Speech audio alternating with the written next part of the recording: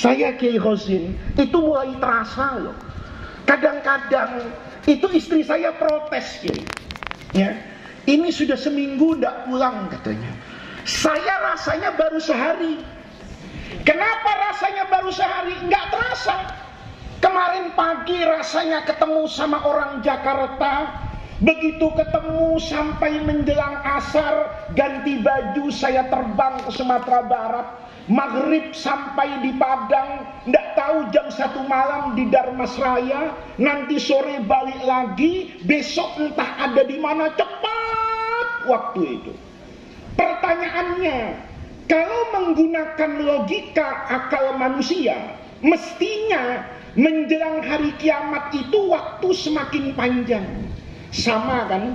Dulu saya masih kecil itu kalau di Jawa ada mainan namanya yoyo. Ya, itu dari kayu, ada benangnya, dilempar ke bawah. Ibu masih tahu mainan itu? Masih? Berarti sudah tua, Bu. Kalau anak sekarang kan taunya Samsung sama iPhone, ya. Kalau masih tahu yoyo, itu berarti generasi kolonial, Bu. Ya kan? Karena anak milenial sudah tidak tahu itu bulat, ada benangnya, kita lempar itu. Begitu dilempar pertama, mesti putarannya itu kencang. Nanti makin lama makin apa ini? Lambat. Sama, Bu, dengan kita memutar bola. Bola kalau ada bola kita putar di tempat, kita banting. Itu perputaran pertamanya cepat, Bu. Nanti lama kelamaan jadi lambat. Sama kan dengan suami ibu. Dulu suami ibu itu cepat, Bu. Ya cepat apa saja, Kak. Suami ibu dulu cepat, jalannya cepat, segernya cepat. Sekarang seiring bertambah usia, makin cepat apa makin lambat, Bu? Waduh, disenggol saja menerkam ini, Bu, ya kan? Sekarang boleh jadi lambat. Itu logika. Logika itu semakin tua, semakin lama, semakin lambat. Tapi kata Rasulullah enggak. Semakin cepat, semakin lama, dunia itu rasanya semakin cepat. Maka dulu Imam Nawawi ketika mensyarah Sahih Muslim dalam kitab Al-Minhaj itu cerita. Kata Imam Nawawi, waktu kita dengan waktu di masa Rasul itu sama. 1 hari ya 24 jam, 1 jam itu ya 60 menit, 1 menit itu 60 detik, tidak ada yang berubah. Yang berubah apanya? Berkahnya. Dulu hidup itu, Kiai, rasanya berkah. Saya dulu di Jakarta, itu sholat subuh berjamaah, itu lengkap. Semua tetangga subuhan berjamaah. Nanti waktu maghrib, itu semua tetangga sudah ada di masjid. Kapan? Mungkin 40 tahun yang lalu. Tapi sekarang, orang kalau di kota besar, Bu, sibuknya luar biasa. Sebelum subuh sudah berangkat keluar dari rumahnya. Nanti datang lagi sampai rumahnya sudah jam 10 malam. Sibuknya luar biasa, hasilnya begitu-begitu aja. Itu kata Nabi, yang Allah cabut tuh barokah. Sama kan, Pak? Sekarang orang pintar tuh banyak, tapi berkahnya hilang. Ada orang misalnya ahli hukum kena hukuman. Ada nggak yang begitu? Ada nggak yang begitu? Ada. Itu hakim agung kemarin. Itu tugasnya ahli hukum, menegakkan hukum. Tapi sekarang kena hukuman. Ada orang tugasnya mengamankan, sekarang diamankan. Ada nggak? Ada. Itu Al-Mukarram Sambo. Coba lihat itu. Itu Al-Mukarram kerjanya bukan saja mengamankan orang nakal. Polisi nakal diamankan sama Al-Mukarram Sambo. Hari ini Sambonya diamankan. Itu kenapa? Barokahnya hilang, Bu. Maka barokah itu yang paling penting dalam hidup. Saya mau ceramah sedekah tadi, Kiai. Takut nanti orang sedekah semua sama saya. Jadi saya pikir-pikir saya ceramah apa ya. Ingat pesantren ini namanya Al-Barokah. Ini yang paling penting. Barokah itu tidak ditentukan oleh latar belakang seseorang. Barokah itu bergantung dengan jalan hidup setiap orang. Ini kalau saya terangkan begini lama Kiai, ya. Tapi kalau pakai cerita cepat. Dulu di Irak itu ada alim besar namanya Imam Ibrahim bin Adham. Ibrahim bin Adham ini punya murid. Muridnya datang sama gurunya bilang begini, "Guru, doakan saya." Kata gurunya, "Kamu mau saya doakan apa?" "Ya, saya kepengen guru jadi orang kaya, punya kekayaan, jadi kiai, punya ilmu, jadi pejabat, punya kekuasaan." Kata Imam Ibrahim bin Adham, "Salah nak. Orang itu dalam hidup jangan pernah banyak-banyak minta uang, jangan pernah banyak-banyak minta jabatan, jangan pernah banyak-banyak minta status sosial yang bagus. Yang penting dalam hidup itu banyak-banyak minta barokah." Muridnya bilang, "Saya tidak percaya berkah, guru. Saya itu butuh uang yang banyak. Saya itu butuh kebun sawit. Ya jangan banyak-banyak lah, 0,5 juta hektar. Saya itu butuh jabatan yang tinggi. Jadi presiden lah 10 periode, itu yang saya butuhkan." Kata Imam Ibrahim bin Adham, "Tidak nak. Yang kamu butuhkan itu barokah. Karena kalau sudah dapat barokah, kamu yang tidak hebat itu bisa jadi hebat. Kamu yang tidak punya segala-galanya itu bisa seolah-olah memiliki segala-galanya." Kata muridnya, "Apa buktinya guru?" Kata gurunya, "Coba nak, saya tidak ingin kamu tuh buka Al-Quran, buka hadis, kesuwen cari wong Jawa, ya, kelamaan. Kamu lihat saja ini, 2 ciptaan Allah yang ada di sekelilingmu. Kalau kamu lihat ini dengan penuh seksama, kamu tahu pentingnya barokah." Kata muridnya, "Apa yang saya harus lihat guru?" Kata gurunya, "Lihat 2 binatang ciptaan Allah. Satunya kambing, satunya anjing. Ini insya Allah dua-duanya di Dharmasraya banyak ini, ya kan? Di sini anjing ada, di sini kambing ada." Kata Imam Ibrahim bin Adham, "Coba muridku, kamu lihat 2 binatang ciptaan Allah nih. Kamu lihat, kalau kamu paham, kamu ngerti betapa pentingnya orang itu hidup dalam keberkahan." Kata muridnya, "Apa yang harus saya lihat guru?"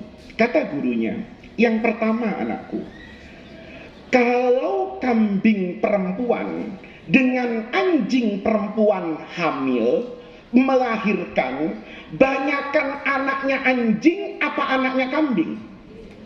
Bu, kan ibu yang biasa punya anak kan?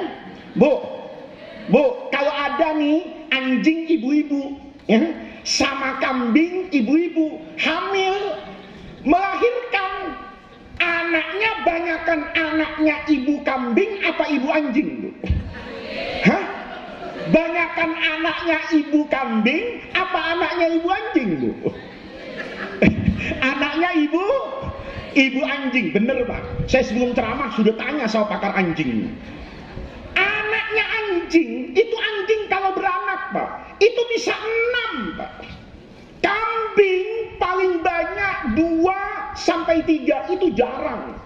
Kalau ada kambing melahirkan langsung 6, Bapak cepat sholat asar sebelum waktunya, itu kiamat kurang 3 menit Pak, ya. Karena tidak ada itu. Kambing yang melahirkan anak banyak itu tidak ada. Yang anaknya banyak itu anjing. Untungnya tidak harus pakai EKTP, ya kan? Kalau anjing harus dikasih KTP, saya pikir kepala nagari pusing semua itu, ya kan? Uang EKTP sekarang saja masih banyak yang belum jadi, apalagi kalau anjing dipakai apa ini? KTP. Anjing itu kalau lahir banyak, Bu. Kambing kalau lahir sedikit. Ini yang pertama. Tapi dalam hidup, ibu lebih banyak melihat kambing apa lebih banyak melihat anjing? Hah? Pak, banyakkan ngelihat anjing apa ngelihat kambing? Banyakkan ngelihat kambing. Padahal lahirnya sedikit. Bukan cuma itu. Kambing tadi lahirnya sedikit, anjing lahirnya banyak. Setiap hari yang paling sering mati anjing apa kambing? Yakin? Bu, Bu, yang sering mati tiap hari itu anjing apa kambing? Kambing. Mau bukti? Coba di Darmasraya ada orang jualan sate. Tanya sama tukang sate, Pak, ini sate kambing apa sate anjing? Coba tanya. Jawabannya kambing. Berarti musuh terbesar kambing itu tukang sate. Asal ada tukang sate, kata Sambing, innalillahi wa inna ilaihi rajiun. Ibu-ibu ke pasar, coba besok ke pasar. Setiap masuk pasar tanya sama orang yang jaga pasar, Pak, di mana tukang jualan daging kambing? Ditunjukkan enggak, Bu? Ditunjukkan. Oh, di sana kalau mau beli daging kambing. Coba besok tanya di pasar Darmasraya, Pak, di mana tempat jualan daging anjing? Pasti dijawab. Ibu nanya apa ngajak bertengkar? Kan begitu. Karena tidak ada orang jualan apa gitu. Jualan daging anjing. Coba lihat nih. Setiap hari kambing itu mati. Apalagi Islam Ahlus Sunnah wal Jamaah. Kayak di Jakarta itu. Kalau sudah maulid Nabi, itu setiap hari kambing pasti mati. Saya tidak tahu di Darmasraya budayanya. Kalau di Jakarta, itu maulid Nabi, itu mesti bikin nasi kebuli kambing. Jadi setiap masuk bulan maulid, kambing itu sedih.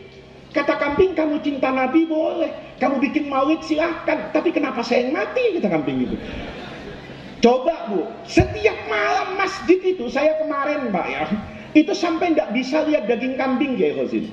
Kalau lihat daging kambing itu saya pusing. Saya pulang ke rumah istri saya itu, saya minta digorengin telur sama kecap sama nasi. Kenapa? Setiap waktu lihat nasi kebuli kambing. Berarti selama bulan maulid kambing mati. Ibu-ibu hamil, itu kambing sudah galau Bu, ya kan?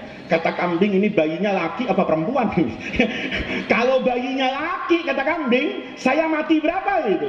Berdua. Pasangan suami istri mati itu, dipotong sama ibu-ibu yang melahirkan untuk akekah. Coba lihat, pernah Bu akekah masak daging anjing?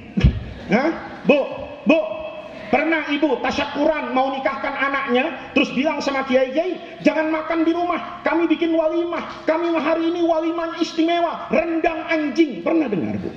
Hah? Berarti yang mati tiap hari kambing. Lahirnya sedikit, mati tiap hari, itu jumlahnya jauh lebih banyak dari yang lahirnya banyak dan jarang mati.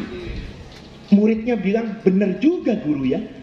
Itu berarti kambing itu dapat barokah. Lahirnya sedikit, mati tiap hari, tidak habis-habis. Anjing lahirnya banyak, tidak ada yang menyembelih daging anjing, tidak ada yang makan anjing, tetapi jumlah anjing ternyata tetap sedikit. Gurunya nambahin lagi, coba kamu pikir, kalau kamu tadi mengatakan yang dapat barokah itu kambing, anjing tidak dapat barokah. Padahal kalau lihat dari segala aspek, anjing itu lebih hebat daripada kambing. Ayo kita buktikan. Yang pertama, nasab. Tahu nasab Bu? Keturunan. Ini kan keturunan kan kadang-kadang kalau keturunannya orang hebat, kadang-kadang ada disebut bangsawan. Pernah dengar nggak Bu? Apa bangsawan itu? Bangsa yang ada di awan Bu. Tinggi dia. Kenapa tinggi? Oh, bapaknya raja, kakeknya raja, bapaknya ini, kakeknya ini, maka nasabnya dianggap nasab orang apa ini? Orang baik. Nasabnya kambing itu sebetulnya kalah sama nasabnya anjing. Kenapa? Anjing itu ada yang masuk surga Bu. Siapa? Bu, anjing Ashabul Kahfi.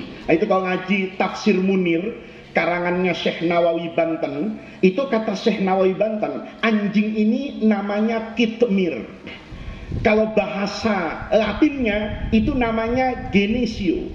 Ini anjing hebat Pak. Tidak pernah sholat subuh, tidak ngaji di Al-Barokah, tidak ceramah sodakoh, tapi masuk surga. Ini anjing hebat. Kenapa anjing hebat? Dia ini tidak ikut ngapa-ngapain. Cuma waktu ada fityatun amanu bi rabbihim, ada sekelompok anak-anak muda di masa itu yang beriman kepada Allah di tengah-tengah manusia yang menyembah patung. Anjing ini ngelihat. Kalau orang Jawa ngomongnya api tenan iki ibadahi. Ibadahnya sujud, takbir, bagus kata anjing. Masa ibadah nyembah patung? Anjingnya ngelihat cara ibadahnya bagus, dia jagain tempat ibadah. Jaga orang sholat saja. Itu anjing yang air liurnya najis mughalladzah masuk surga. Bapak kalau tidak masuk surga kan kebangetan, Pak.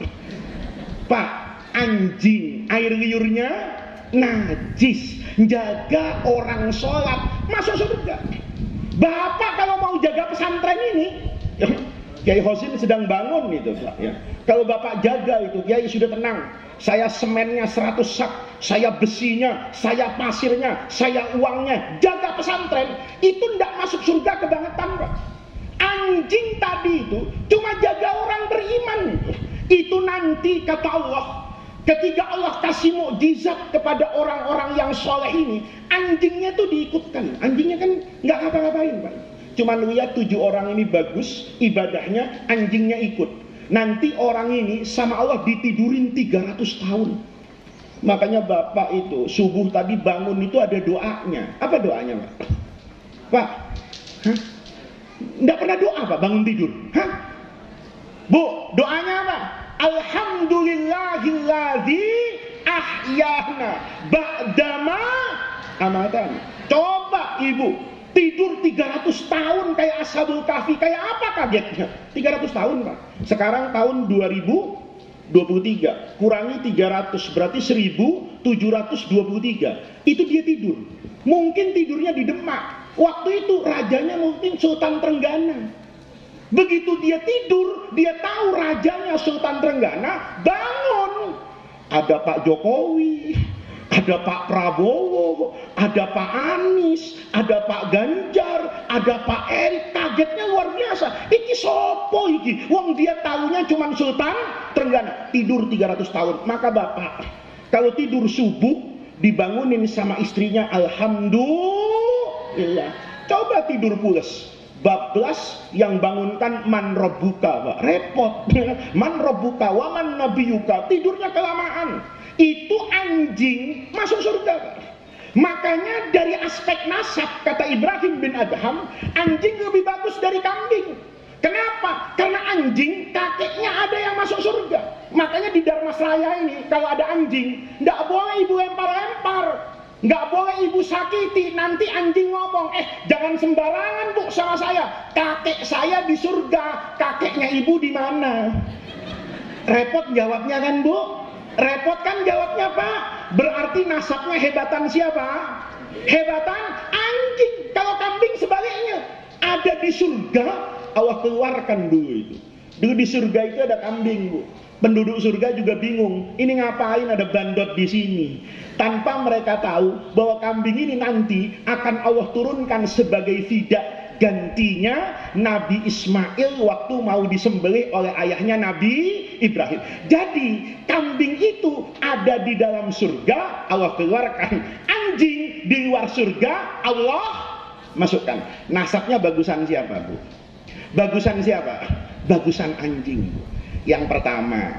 Yang kedua, ilmu. Bagusan mana?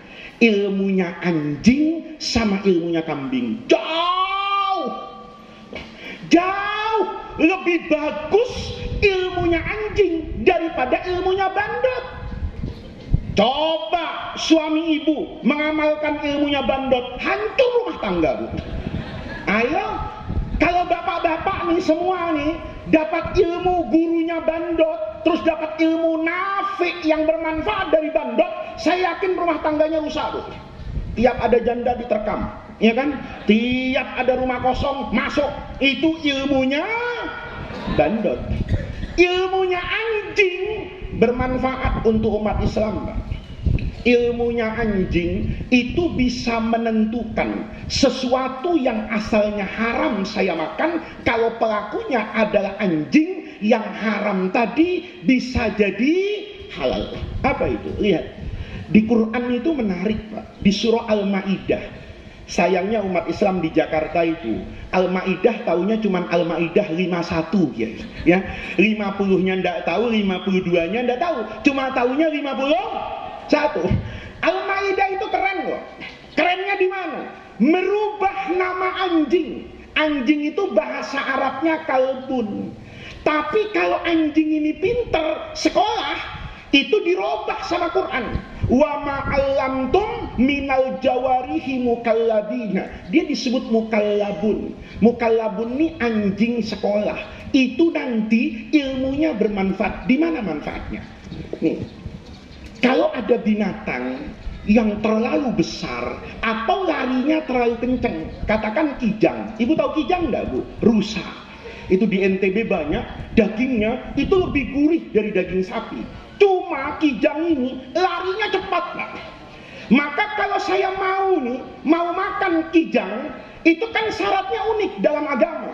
Semua binatang halal, kalau mau saya konsumsi sebagai seorang muslim, syarat pertamanya harus disembelih, Pak. Ada sapi harus dipotong, ada kerbau harus dipotong, ada kambing harus dipotong. Motongnya unik, Pak. Kata Rasulullah, pakai alat yang tajam. Apa yang tajam Rasulullah? Apa saja selama tajam. Pakai pisau dari baja boleh, pakai bambu tajam boleh, pakai benang gelasan tuh boleh. Kalau motong burung, jangan motong sapi pakai benang, ya kan? Sapinya teriak-teriak itu ya. Tapi boleh. Tapi Nabi bilang, selama alat yang tajam tadi tidak berbahan baku tulang. Jadi kalau ada tulang, Bapak tajamkan, itu Bapak pakai untuk menyembelih binatang, maka hukumnya haram. Tetapi uniknya nanti, pisau tadi yang kita gunakan untuk menyembelih binatang halal, yang menjadikan binatang itu boleh kita makan, pisau tadi fungsinya bisa digantikan oleh gigitan anjing. Syaratnya anjingnya anjing yang pernah masuk pesantren Al-Barokah. Gimana? Sederhana dalam fikih itu. Kalau saya melihat binatang, ini saya pernah nanya, Bu. Di Jakarta itu ada sekolah anjing, Kiai. Dulu saya enggak tahu. Ada mobil berhenti, anjing turun. Mobil berhenti, anjing turun. Mobil berhenti, anjing turun. Lama-lama saya penasaran. Saya tanya sama security itu, ini apa, Pak? Kata security, ini sekolah anjing, Pak. Saya kaget. Loh, memang anjing ada sekolahnya? Ada. Bapak kurang piknik ini, enggak tahu kalau anjing ada sekolahnya. Ternyata sekolahnya ada, Kiai. Yang hebatnya lagi, sekolah anjing ini, uang pangkalnya 75 juta. Di Al-Barokah berapa, Kiai? Itu 75 juta. Itu uang masuk anjing sekolah. Karena segitu mahal, saya penasaran. Saya tanya sama security, kalau anjing sekolah sini jadi apa, Pak? Oh, jadi pinter. Kalau Bapak nggak percaya, saya panggilkan gurunya anjing. Datang guru anjing ini, Bu, ya kan? Hebat, Kiai. Pakai jas, pakai dasi. Saya sarungan. Tapi saya lebih bersyukur kepada Allah. Dia pakai jas, pakai dasi, muridnya anjing. Saya pakai sarung, pakai baju begini, murid saya manusia. Ini muridnya anjing. Datang ini kiainya anjing. Saya tanya, kiai anjing, kiainya anjing bukan kiai anjing, kiainya anjing. Ini bahasa Indonesia jangan salah, Kiai. Saya itu sering menikahkan orang. Tapi menikahi baru sekali, Bu, ya. Jadi kalau pamit sama istri saya itu saya hati-hati ngomongnya, Kiai Husin. Mau kemana, Mas? Sebentar, saya mau nikahkan orang. Aman. Coba, mau ngapain? Mau menikahi. Wah, enggak keluar itu surat izin keluar, Pak, ya kan? Ini bahasa Indonesia, kiainya anjing. Saya tanya, Pak, anjing kalau sekolah di sini gimana? Oh, jadi pintar, Pak. Saya tanya, bisa ngapain? Bisa berburu, Pak. Gimana caranya nyuruhnya anjing? Dicontohin, Bu. Nih, kalau Bapak mau memerintahkan anjing berburu binatang sesuatu gampang, Pak. Bapak tunjuk mata Bapak tunjuk matanya anjing, kemudian arah yang dituju tuh Bapak tunjuk. Ya, jadi saya pegang begini nih, kata gurunya anjing. Pegang mata saya, pegang matanya anjing, kemudian arahnya. Misalnya kijang di sana. Anjingnya ngomong, guk. Nah, itu artinya saya paham. Itu guk itu artinya saya paham. Bahasa Arabnya itu fahimtu. Jadi saya begini nih Bu ya, begini, anjingnya begini, dia ngeliatin saya tuh. Saya tunjuk matanya tuh, saya bimbing. Sana. Guk. Paham. Maka dalam fikih Imam Syafi'i sederhana Pak, kalau baca Fathul Mu'in itu. Diapakan anjing ini? Ditepuk paha kanannya. Sambil baca apa itu? Bismillahirrahmanirrahim. Bismillahirrahmanirrahim, anjingnya lari. Dia kejar itu kijang, rusa tadi. Dia terkam, mati. Halal apa haram? Halal apa haram? Belum tentu.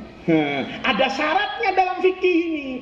Begitu rusanya mati, anjingnya gonggong jauh, guk guk, itu manggil saya, Kiai udah beres, selesai Kiai, amanat sudah ditunaikan. Kata siapa ini? Anjing.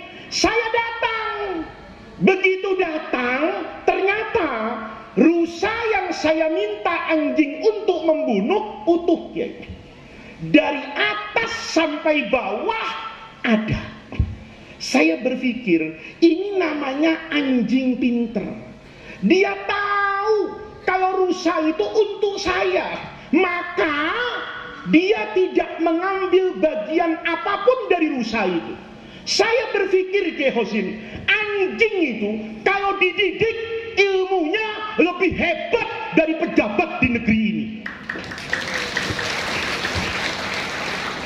Anjing itu saya bilang, anjing. Itu padahal nggak pakai bahasa Indonesia, Kiai. Anjing ini juga nggak ngerti mungkin bahasa saya. Anjing begini, rusa. Paham dia? Oh, rusa itu untuk majikan saya. Maka saya tidak berhak untuk mengambil bagian dari rusa itu. Anjing sekolah tahu kalau rusa itu untuk saya. Pejabat kadang-kadang tidak tahu kalau APBN itu punya rakyat. Betul apa tidak? Ada pejabatnya, Kiai. Ini kalau tidak ada rugi nih saya. Tapi betul kan Mbak? Ilmunya anjing dahsyat kan? Dahsyat kan? Ilmunya anjing itu lebih sejujur Bu. Anjing kalau sekolah itu lebih hebat, lebih jujur dari panitia korban. Ayo, saya kadang-kadang korban di masjid itu loh Bu. Saya pernah sekali Kiai, setelah khutbah Idul Adha sama pengurus masjid tidak boleh pulang. Saya tanya, ada apa? Tolong diperhatikan dulu kambing-kambing kami ini disembelihnya sudah benar apa enggak? Oh ya sudah. Saya lihat masjidnya banyak kambingnya, ada 200 mungkin yang disembelih. Saya nemu di pojokan satu, kambingnya itu kakinya tinggal 3 Pak. Saya bilang sama ketua masjid, sini. Ini tidak sah untuk kurban, ini kambing cacat.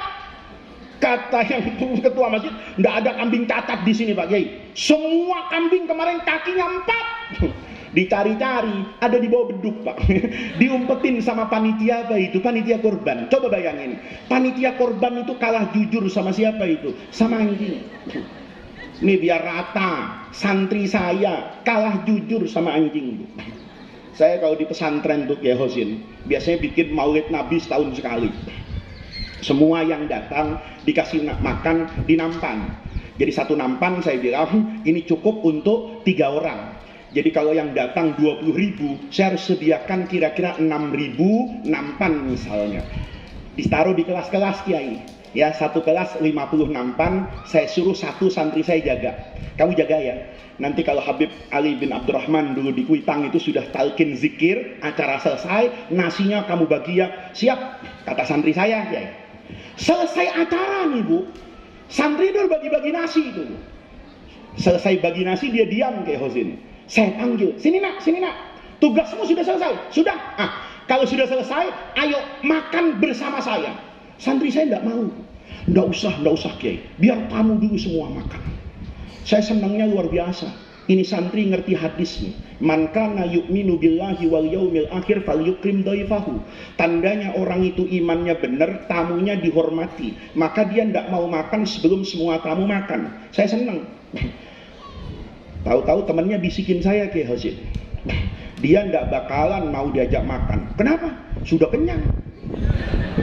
Saya tanya, kenyang dari mana? Wong makanan belum dibagi. Loh, Kiai kan nggak tahu. Tadi itu dia disuruh jaga 50 nampan kan? Iya, kata saya. Dia jaga sambil bawa sendok, Bu. Dari 1 nampan diambil 1 sendok, Pak. Kelihatan nggak, Bu? Ada nasi senampan, diambil 1 sendok, kelihatan nggak? Nggak kelihatan.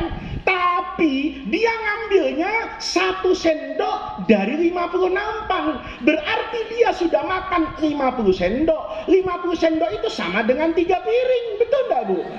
Ayo, panitia maulid sama anjing jujuran mana? Jujuran mana? Jujuran anjing. Itu ilmunya lebih bermanfaat, ilmunya anjing bisa menentukan halal dan haram buat saya, sementara ilmunya bandot itu cuman akan menghancurkan rumah tangga. Berarti nasabnya hebatan siapa, Bu? Hebatan siapa, Bu? Anjing. Ilmunya anjing, fisiknya, Bu, gantengan anjing apa kambing? Bu, hah? Oh, jauh, Bu, gantengan anjing.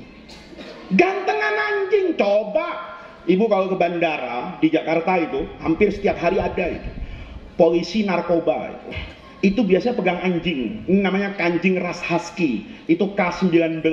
Harganya 3 miliar, Bu, anjing ini. Anjing itu kalau dipegang polisi aneh, Pak. Polisinya walaupun kurus jadi gagah. Gitu. Ayo Kapolres Darmasraya biar gagah kayak apa suruh pegang bandot. Ya. Kak polisi sehebat apapun suruh pegang bandot. Satu orang biar kurus jelek pegang anjing. Gagahan mana, Bu?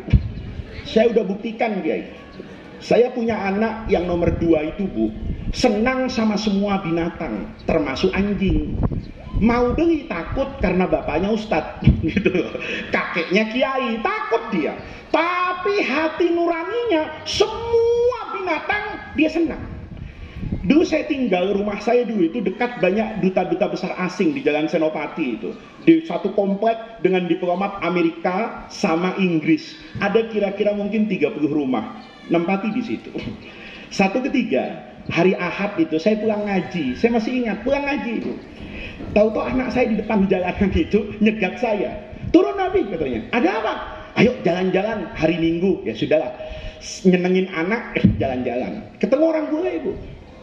Ketemu orang Amerika. Nggak tahu anak saya ngomong apa tuh sama orang Amerika pagi-pagi olahraga itu. Tahu-tahu orang Amerikanya itu ngasih tali anjingnya ke saya. Saya kaget luar biasa tuh. Sebagai kiai pertama kali saya dikasih anjing. Kalau dikasih amplop tiap hari, Bu, tapi kalau dikasih anjing itu belum pernah. Gitu. Tahu-tahu orang Amerika itu ngasih anjing di depan saya. Saya tanya, "Nah, kamu ngomong apa ini kok ngasih anjing?" Begini, Abi nih foto dengan habaib sering. Foto dengan kiai sering, katanya. Foto dengan santri sering. Ya terus, ya sekali-kali lah foto dengan anjing. Kiai itu biasanya kalah sama anak sama istri, Bu. Jadi kiai itu kadang-kadang di atas mimbar kayak saya ini tegas, tapi depan istrinya belum tentu, Pak. Kadang-kadang depan santri tegas, tapi sama keluarga itu belum tentu. Karena yang minta anak saya. Saya bilang iyalah, kasihan. Toh anjingnya kering. Kalau kering sama kering kan enggak apa-apa, Pak. Kalau bulunya anjing itu kering, tangan saya kering, kan bersentuhan enggak apa-apa, enggak najis. Anjing itu najis sebetulnya, yang najis kan liurnya. Tapi karena dia mandi pakai air liurnya, maka sebadan anjing jadi apa itu? Jadi kena najis air liurnya. Saya pikir anjingnya kering, tangan saya kering, ya sudahlah, nyenengin anak. Anak saya perempuan namanya Alifa. Ngatur. Habis sebelah kanan, saya ke sebelah kiri, anjingnya di tengah anjingnya. Anjing pinter nih, Bu, anjing husky, warnanya hitam, coklat dan putih. Mahal, Pak. Itu harganya kalau yang import dari luar negeri itu bisa nggak kurang dari 1,8 miliar. Ini anjingnya anjing mahal. Punya orang bule di foto. Cekrek gitu ya, selesai, nggak ada masalah. Ya, itu kejadian mungkin 12 tahun yang lalu lah. Cekrek, nggak masalah. Masalahnya diupload ke Facebook. Gitu. Untungnya belum ada TikTok, Pak. Belum ada TikTok, belum ada Instagram, dan belum ada WhatsApp. Jadi baru diupload sama anak saya ke Facebook. Itu kan hari Minggu. Hari Senin kan sekolah, handphonenya kan nggak boleh dipegang. Waktu itu masih SD, apa masih SMP mungkin, masih SD kelas 6. Jadi masih ditaruh, Pak, handphonenya. Karena ditaruh, saya orang tua tuh harus tanggung jawab, Bu. Anak itu boleh pegang handphone, tapi saya perlu tahu handphonenya itu dipakai apa. Maka saya buka handphone anak saya itu. Saya lihat Facebooknya, Masya Allah, foto saya sama anjing itu masuk di atas gitu. Fotonya sih nggak masalah, Kiai. Yang masalah itu komentarnya. Anak saya itu yang followersnya banyak, Pak. Yang komentar ada 100 lebih, Pak. Saya baca, ini orang-orang komentarnya apa ya? Maka saya lihat komentar yang pertama, kayak anak saya namanya Alifa, ditegur sama temennya, Alifa, ganteng banget yang di tengah. Ganteng banget yang di tengah. Yang kedua gitu, ngomong lagi, Alifa, boleh nggak nyium yang di tengah? Itu Kiai Hozin. Yang komentar 100, Kiai. Sampai komentar nomor 60 itu nggak ada yang nanya saya, Bu.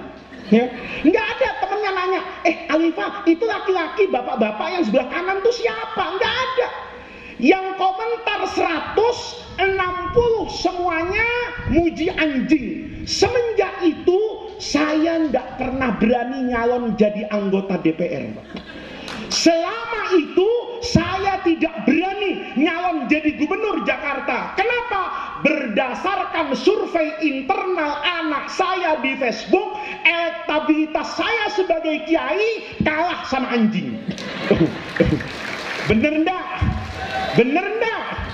Buktinya yang komentar 160 nanya anjing. Seandainya sisanya nanya saya semua, seandainya itu baru 40, 60 lawan 40, yang jadi gubernur, yang jadi anggota DPR, kiai kalah. Dah, Kiai Hozin istiqomah di pesantren. Ya, saya istiqomah di pesantren. Kenapa? Enggak menang. Jangankan lawan itu, wong lawan anjing saja saya kalah, Pak. Apalagi lawan yang lain. Itu hebatnya anjing. Sudah, puas, Bu? Jadi gantengan anjing kan? Jangan sama bandot. Sama saya, orang lebih milih anjing daripada kiai, Bu. Bener enggak? Bener enggak? Oke, enggak usah panjang-panjang. Ini kalau diuraikan kehebatan anjing masih banyak. 3 hal. Nasabnya bagus, ilmunya bagus, bentuk fisiknya bagus.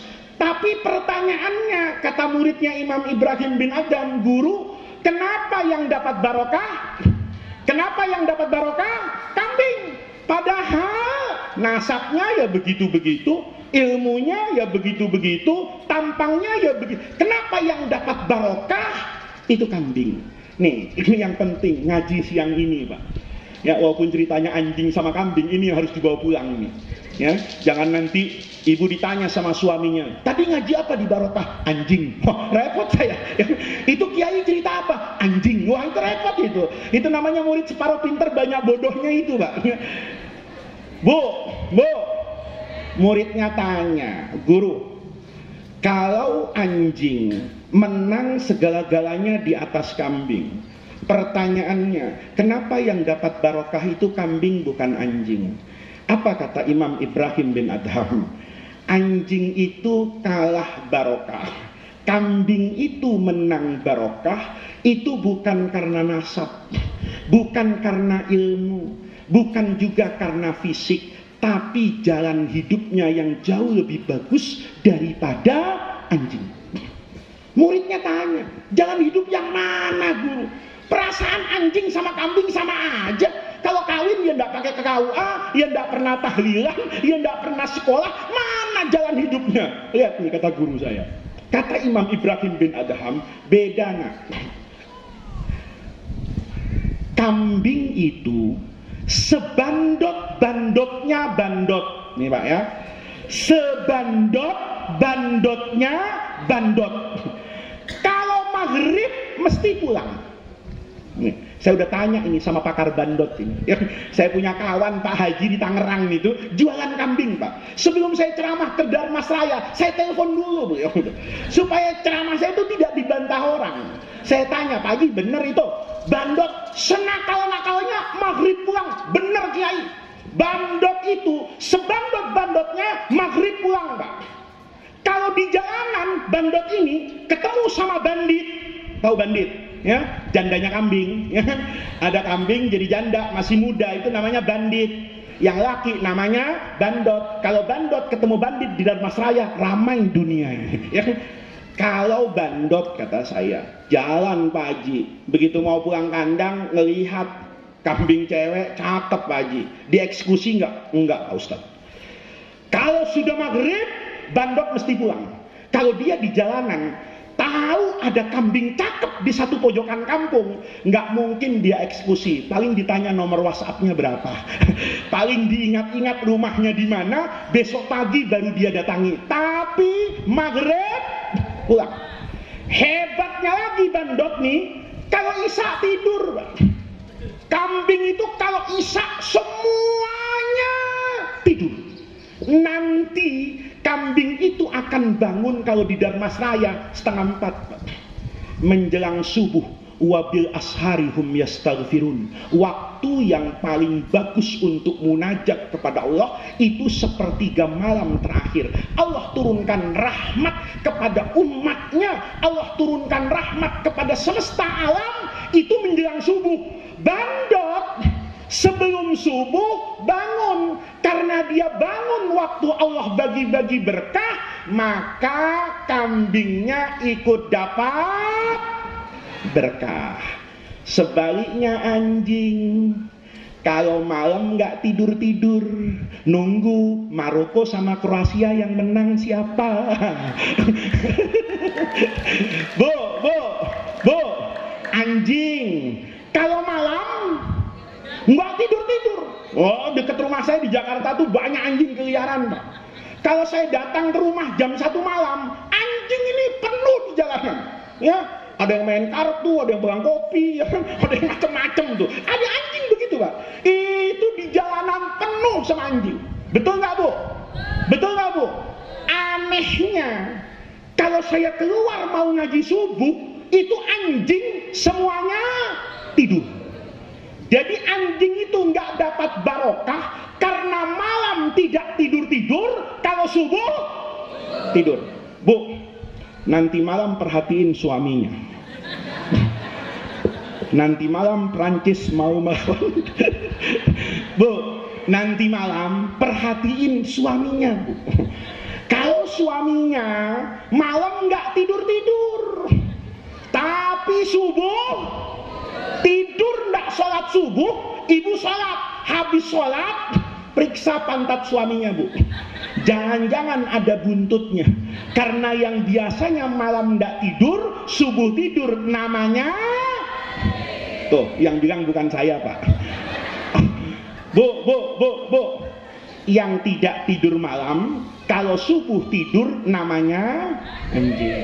Nanti malam ibu tidur sama suami ibu, malamnya ndak tidur-tidur, subuh tidur, ibu tidur sama siapa?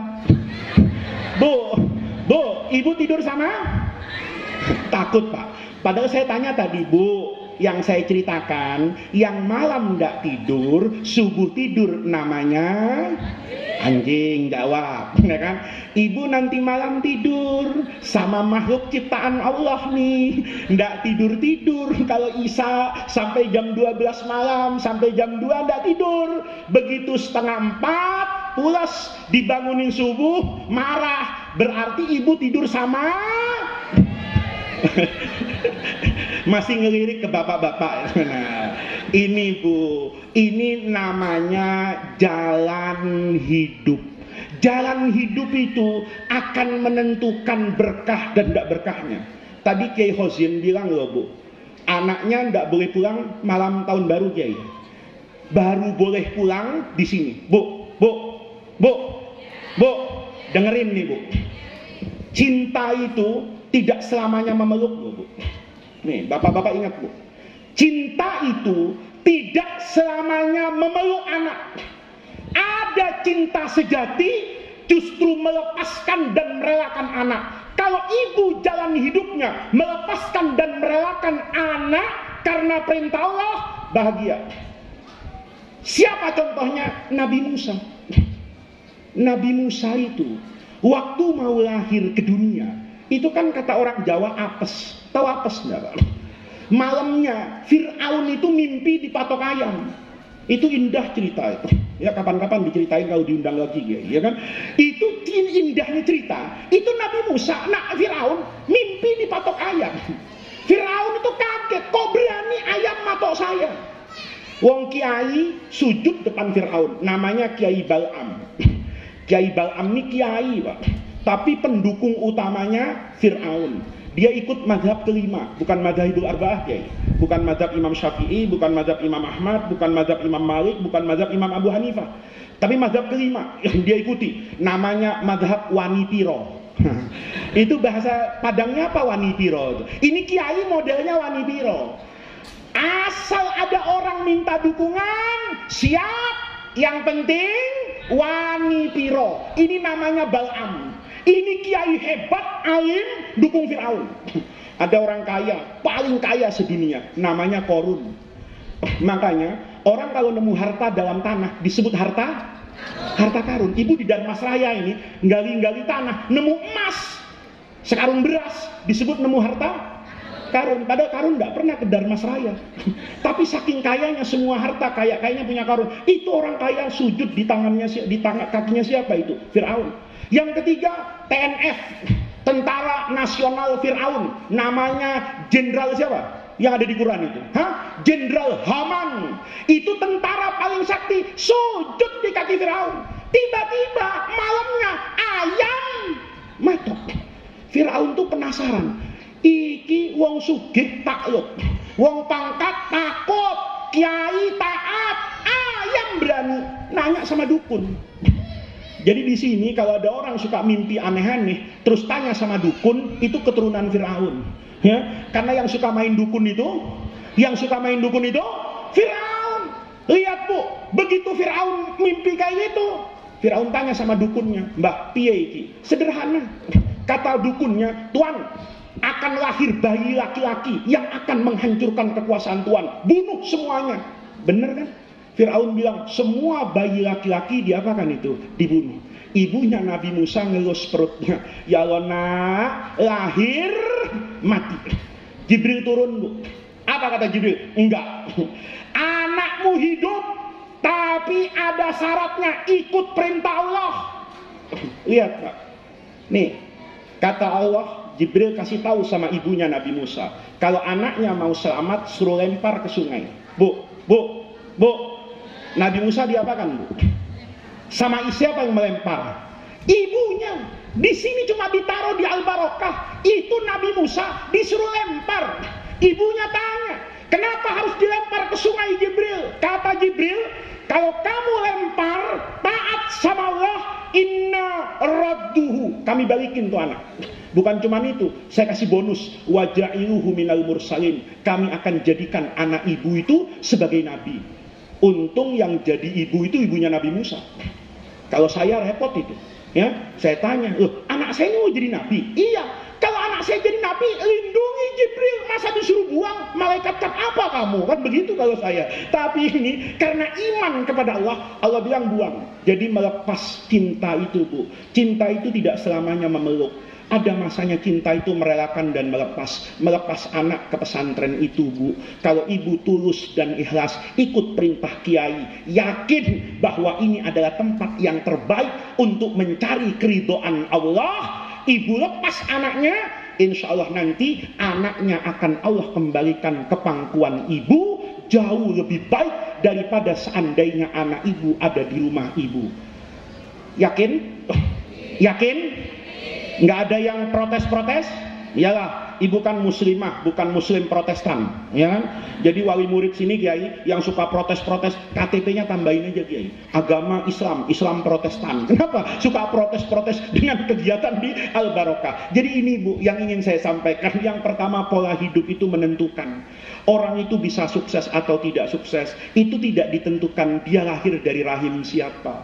Dia tidak ditentukan anak siapa. Dia tidak ditentukan status sosialnya apa. Dia tidak ditentukan sekaya apa bapaknya. Tapi jalan hidup seperti apa yang ditempuh. Kalau ibu menempuh jalan, bapak menempuh jalan, membiarkan anaknya salah katorikan. Ya, apa salah katorikan itu? Menempuh jalan ilmu. Niatnya yaltamisu fihi ilman, nanti sahhalallahu lahu bihi tariqan ilal jannah.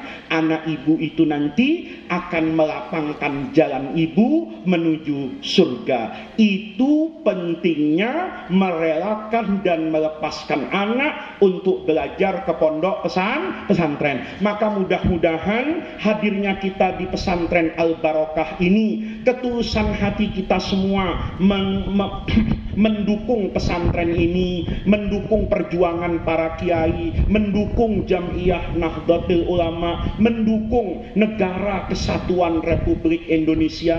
Yang terakhir mungkin mumpung ketemu kiai ya, saya mau curhat sama ibu-ibu. Bu,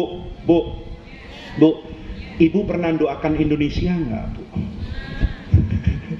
Bu, yang ibu doakan kan suaminya kan, Bu? Allahumma banyak rezeki dan tidak kawin lagi, kan gitu kan ya, yang didoakan itu. Nah, kita perlu Pak doakan Indonesia yang tulus. Negeri ini masalahnya tidak pernah selesai dari setiap penguasa. Bapak teriak BBM mahal sekarang. Dari saya kecil juga saya tahu Pak Harto itu diprotes karena BBM mahal. Hukum ini tidak pernah ditegakkan secara benar. Itu bukan hari ini. Dari dulu juga hukum sering dipermainkan. Maka kita robah, Bu. Hari ini Pilpres itu masih lama. Saya kadang-kadang sedih juga. Ada acara judulnya Maulid Nabi. Itu nama calon presiden lebih banyak disebut daripada nama Nabi Muhammad. Padahal Pilpres itu masih 2 tahun lagi. Di pengajian itu katanya ngaji fikih gitu, tapi fikihnya itu tidak terbaca. Katanya ini kematian lagi haul. Itu bukan manakib yang meninggal, tapi manakib calon presiden yang lebih banyak disebut-sebut. Manakib presiden, manakib wapres, enggak lah. Robah, Bu. Soal nanti yang jadi presiden siapa, biarin proses politik itu di tangan orang politik, ekonomi di tangan orang ekonomi. Saya Kiai Hozin yang diberi amanah oleh Allah pegang mik sebagai katanya tokoh agama, itu nganjurkan ibu-ibu bukan milih siapa, Bu, tapi saya menganjurkan kepada ibu, Pilpres masih 2 tahun, masih banyak waktu untuk kita sujud panjang kepada Allah itu. Coba muslimat ini bikin gerakan sholat duha, bikin gerakan istighosah di rumah-rumah, bikin gerakan sholat 2 rakaat qoblal fajri yang kata Nabi itu khairun minad dunya wa ma fiha. Waktu sujud tuh tambahin doa. Ya Allah, Rabbana ja'alha, Allahumma ja'al hadzal balada aminan mutmainnah. Ya Allah, ij'al Indonesia baldatan thayyibatan wa rabbun ghafur. Presidennya siapa? Saya serahkan kepada Allah. Kalau semua orang Indonesia berdoa begitu, Pak, dengan tulus dan ikhlas, insya Allah doa kita didengar. Asal jangan disebut namanya. Kalau disebut namanya, itu bukan doa, Pak. Kan ada orang doa itu disebut, ya. Ada santri saya itu doa khusyuk banget. Rabbana atina fid dunya hasanah wa fil akhirati hasanah. Oh, bagus betul nak doamu. Iya, Kiai. Saya tanya, itu doa apa? Doa minta yang baik-baik, Kiai. Apa itu Rabbana atina fid dunya hasanah? Itu doa minta yang baik-baik di dunia. Saya tanya, Kiai, yang baik-baik di dunia itu apa? Jawab santri saya. Yang baik-baik itu, Kiai, Yamaha NMAX. Yang harganya 40 juta, kalau bisa yang warnanya coklat susu. Saya tanya, kamu doa apa kredit? Nah, jadi doa itu tidak usah disebut namanya. Kalau disebut namanya, itu namanya tim sukses. Paham, Pak? Kalau Bapak doa, doakan ya Allah Indonesia jadi negeri yang baik. Al-Quran terdengar bukan saja di masjid-masjid, tapi juga terlihat dalam perilaku setiap anak bangsa. Hadis Nabi itu bukan terlihat di masjid, tapi terlihat di pasar, terlihat di mana-mana. Presidennya siapa ya Allah, saya serahkan kepadamu. Semua orang yang baik dan ingin mewujudkan ketentraman, kedamaian, kesejahteraan lahir dan batin untuk Indonesia, lapangkan jalan dia untuk menjadi pemimpin negeri ini. Mudah-mudahan dengan itu Ibu, Bapak semua, negeri kita menjadi negeri yang baik, kita bisa sujud dengan tenang, pondok-pondok pesantren bisa terus berkembang. Itu adalah harapan dan doa kita semua. Mudah-mudahan hadirnya kita di majelis yang baik ini, berkumpulnya kita di pondok pesantren Al-Barakah ini menjadi tawassul dan wasilah kita untuk mendapatkan khairat dunia wal akhirah. Mari kita bacakan suratul Fatihah dengan niat mudah-mudahan Allah Subhanahu wa taala senantiasa meridhoi amal ibadah kita, senantiasa merahmati kita, senantiasa membersamai kita. Mudah-mudahan Allah senantiasa menyayangi kita semua, menyayangi orang-orang yang kita cintai, menyayangi orang-orang yang mencintai kita, menjaga orang-orang yang kita masuk ke dalam rumah mereka dan mereka yang masuk ke dalam rumah kita. Mudah-mudahan pondok pesantren Al-Barakah ini Allah jadikan maqalan min ma'akilil bayan, Allah jadikan maqalan min ma'akilil iman, Allah jadikan manaratan min manaratil ilmi. Mudah-mudahan pondok pesantren ini bisa melahirkan generasi yang bermanfaat bagi agama, nusa dan bangsa. Allah jaga kiai kita, Allah jaga keluarga beliau, Allah jaga para muassis pesantren ini, para orang-orang yang berkhidmat di pesantren ini. Mudah-mudahan mereka semua ada dalam rahmat Allah. Mudah-mudahan setiap wali santri, para santri dan keluarga mereka senantiasa berada dalam taufik, hidayah dan inayah Allah Subhanahu wa ta'ala. Mudah-mudahan Allah jadikan negeri Sumatera Barat ini, negeri Indonesia ini menjadi baldatun thayyibatun wa rabbun ghafur. Ala hadihin niyah wa ala kulli niyatin salihah wa ila hadratin nabiyil mustafa Muhammadir Rasulillahi al-Fatihah. A'udzu billahi minasyaitonir rajim. Bismillahirrahmanirrahim. Alhamdulillahirabbil alamin arrahmanir rahim maliki yaumiddin. Iyyaka na'budu wa iyyaka nasta'in. Ihdinas siratal mustaqim. Siratal ladzina an'amta 'alaihim ghairil maghdubi 'alaihim. Amin. Allahumma bihaqqil Fatihah wa bisirril Fatihah wa bi karamatil Fatihah wa bi mu'jizatil Fatihah wa bi jahi man unzilat alaihil Fatihah ya farijal hammi ya kashifal ghammi ya man li 'abdihi yaghfir wa yarham. Allahumma inna nas'aluka wa natawajjahu ilaika bijahi nabiyyika Muhammadin sallallahu alaihi wasallam nabiyyir rahmah.